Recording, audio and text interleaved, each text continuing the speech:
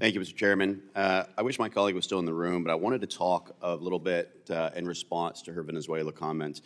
You know, as we look at the illegitimate leader of Venezuela, Maduro, and his actual position as a cartel leader, knowing that the president has designated him as a terrorist organization and removed them, what we're missing is this. Yes, the illicit drug trade that was going on has been prevented as a result of the Department of War and the Secretary of War's actions when it comes to stopping these cartel boats from coming in. But this was never really just about oil, just about drugs, just about the removal. It's also about the denial of resources. And what we have to understand is that China, Russia, Iran, North Korea, this geopolitical alignment, this axis of evil, if you will, is what we're actually up against. Not a great superpower competition, but actual adversaries. And the president understands that.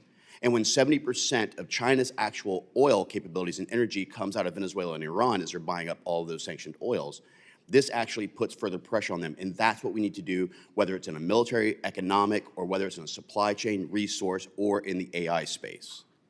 America has the ability to advance well beyond, not just in the AI field, but in the quantum entanglement space and the AI autonomous self-healing drone capabilities, et cetera. And that's why it's so important. But I want to correct one thing, and I just want to make sure that I understand this correctly. We keep talking about the H200 chip. Now, we sell military hardware to many nations, but what we do is that we actually diminish some of the things, whether it be targeted packaging or certain types of electronic advancements, and making sure that the U.S. always stays superior in every single way. But what would be the categorization of the H200 in, I guess, a similar thing to the 950 that Huawei makes? Anyone have any idea what that comparison would be between the two?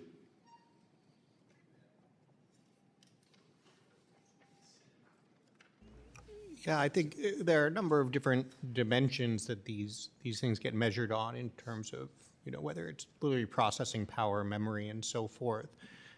Depending on your dimension, H200 is sort of comparable or superior to the best that China otherwise has. And I would just also note that China is not one of the countries to which we send weapons with slightly reduced targeting packages. Correct. Well, look, at the end of the day, we need to ensure that we're always going to be ahead when it comes to China and the CCP.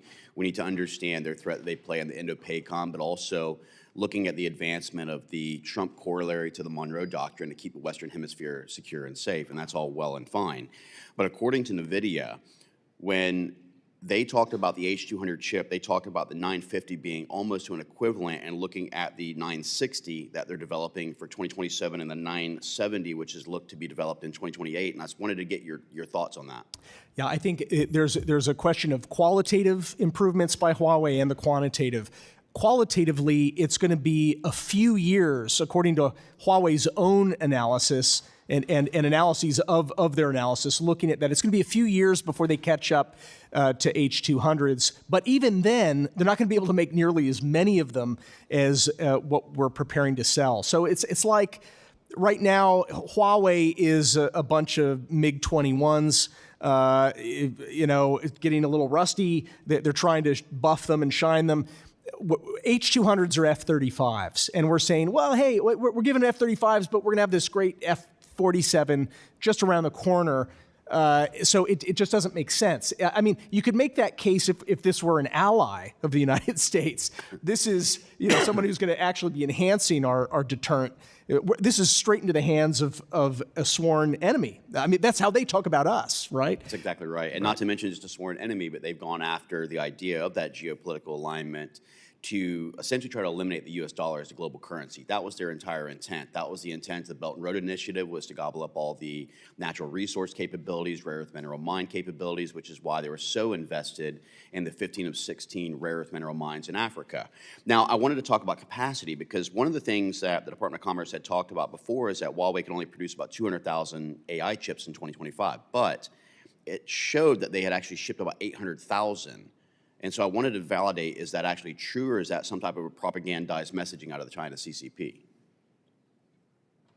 So in terms of the demand signal, so what I'm reading is that Chinese companies are ordering millions of H-200s. It's not clear whether the Chinese government is going to allow them to import that many because They actually banned that today, by the way. As of today, China actually banned and denied the actual approval of the H-200s from coming into China, and that was just released a little bit ago. So to your point.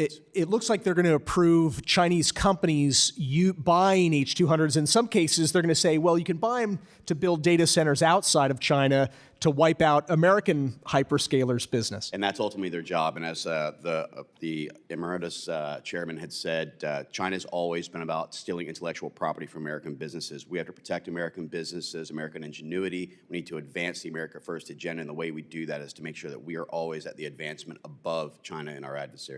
With that, I yield back.